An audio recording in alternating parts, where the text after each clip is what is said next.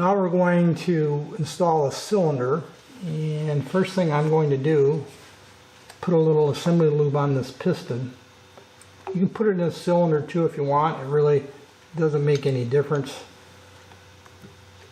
I'm just going to generously coat that piston with the assembly lube, as you can see there.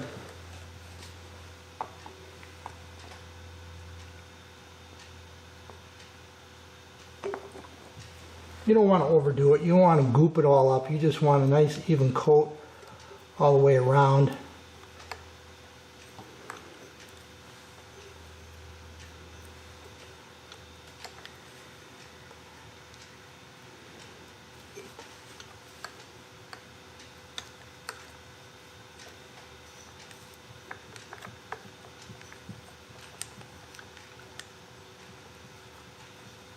Like that. Wipe my hands off a bit, get that assembly lube off of them. Put just a little bit of assembly lube in the cylinder.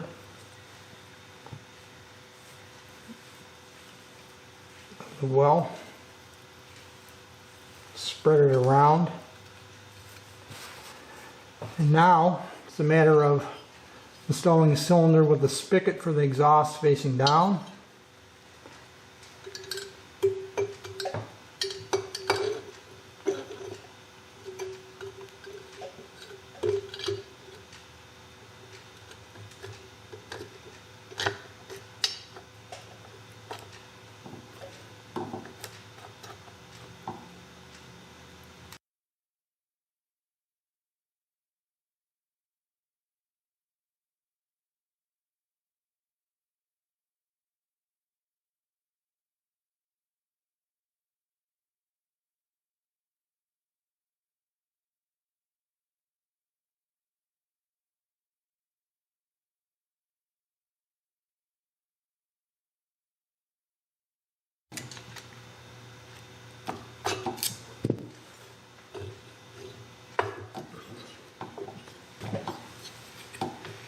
And we've got the piston installed.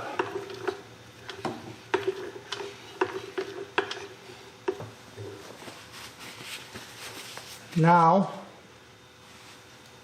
the head gasket, again, this is actually aluminum, I think, which is a little unusual. Usually, often you'll see copper. I don't use copper coat or any kind of treatment typically on my cylinder head gaskets, the metal ones, which a lot of people do. There's nothing wrong with that. I just don't bother with it. And this again is not directional in terms of which side. Go like that. And then the cylinder head, which we've already talked about extensively. And the spark plug, again, the spark plug hole has a slight inclination to up, so it will fit like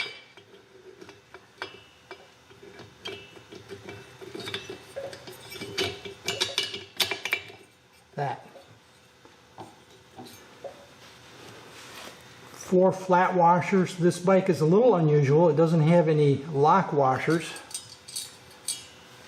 It uses 4 flat washers. This is new hardware from Suzuki, with 4 new nuts. Sometimes I put anti-seize on these head nuts or bolts, sometimes I don't. I'm not going to on this particular bike.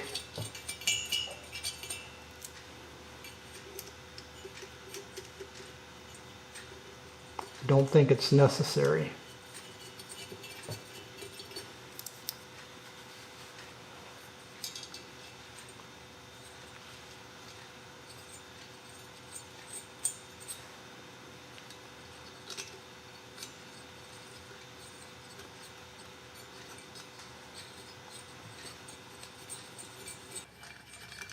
Just snug these nuts up by hand before we go ahead and torque it down.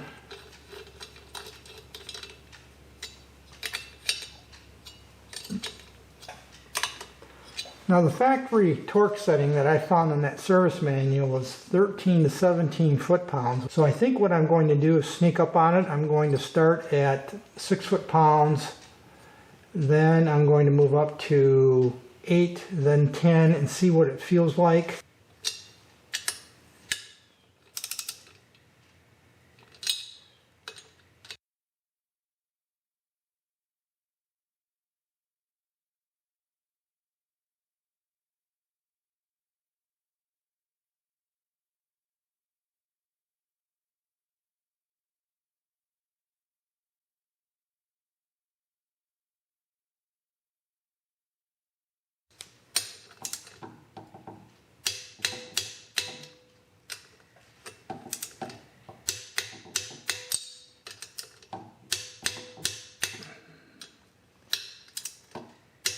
There's two last things I'd like to discuss regarding the installation of the top end on this engine, and I'd like to come back to the torque I apply to the nuts here on these studs. These are 8mm studs, bolts if you will, and the industry standard torque for an 8mm mild steel fastener is 10 foot-pounds. The specifications that Suzuki published, see if I can get that in the shot for you right here, calls for 13 to 17. I think you can probably see that right there. Frankly, I think 13 to 17 is a little bit on the high side. I torque these to 10, which is 120 inch-pounds. Since it's expressed in foot-pounds, 10 times 12, 12 inch-pounds per foot-pound, that'd be 120 inch-pounds. So I torque these to 10 foot-pounds, which is 3 short of the Suzuki specifications. The reason I did that is these studs, these 8mm studs, are after all 50 years old, and I did not want to take a chance on snapping one of them off. If you snap off one of these studs, not only will it ruin your day, it will probably ruin your week. As often as not, when these things snap off, they break off right where the stud enters the block, down here where it's threaded in, or even below the surface of the block, which means you've got some work cut out for you if you're going to try to extract that stud. Occasionally they might break further up, and then it's a matter of just twisting them out and not trying to break them again the second time, but that's a serious problem if you snap one of these studs. So I go by feel. So as I work my way up from 6, 8, 10 foot-pounds, I use the feel of the wrench, the torque wrench, and I use my own judgment. And when I reached 10, which is actually, again, the industry standard for an 8mm stud, I felt that was sufficient, and I stopped. I was concerned, again, if I kept going up to 13 or more, potential was there to snap off one of these old studs. And I don't know what kind of corrosion might be down in those threads where it goes into the block. And also keep in mind, you have dissimilar metals. You have a steel stud going into an alloy or aluminum block here, or chunk of metal. And you can get corrosion going on, and who knows. And I just didn't want to take a chance. That's very common for me, by the way. I often will under-torque slightly old fasteners if I'm not sure of the condition, and I certainly don't want to do more damage and have to back up, pull the whole top end off, and then figure out how I'm going to get that broken stud out. So that's why I went to 10 foot-pounds rather than 13 minimum that Suzuki called for. Now when I run the engine, I will take it through a couple of heating and cooling cycles. I'll heat it up, let it cool down or normalize, heat it up, let it cool down, normalize. Do that 2 or 3 times, and then I'll check the torque again and make sure they're all back at 10 foot-pounds or 120 inch-pounds. So I just wanted to make that comment there regarding torque.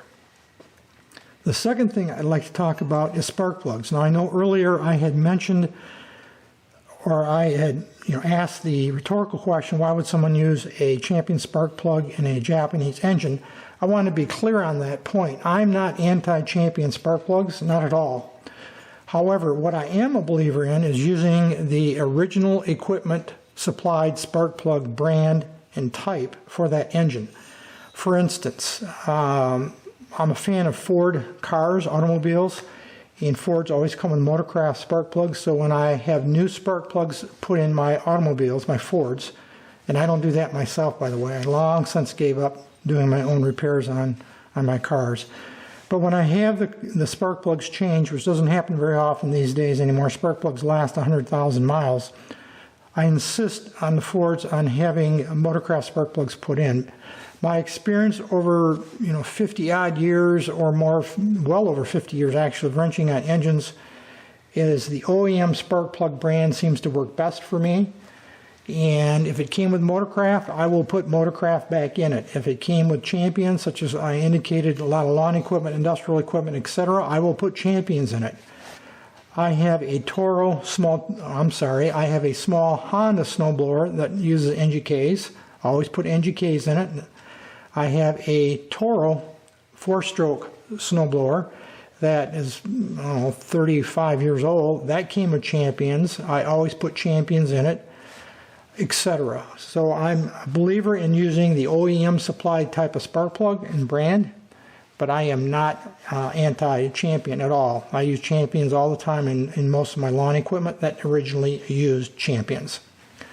So for this bike, the last thing we're going to do is put in a new NGK right here. That is a brand new plug. It's a B8HS, a very common range for Japanese motorcycles. So we're going to go ahead and I'm going to just thread that in now. Now I'm not going to tighten that down at this point because eventually that spark plug is going to have to come back out when I do the timing, or set the timing on the engine. So I'm just going to put that in for now finger tight to prevent debris from getting in there as I continue to work on the rest of the project. So that's just going to be finger tight for now. I think that's going to be it for this video, folks. Any issues, questions, thoughts, drop me a note. Otherwise, as usual, thanks for watching.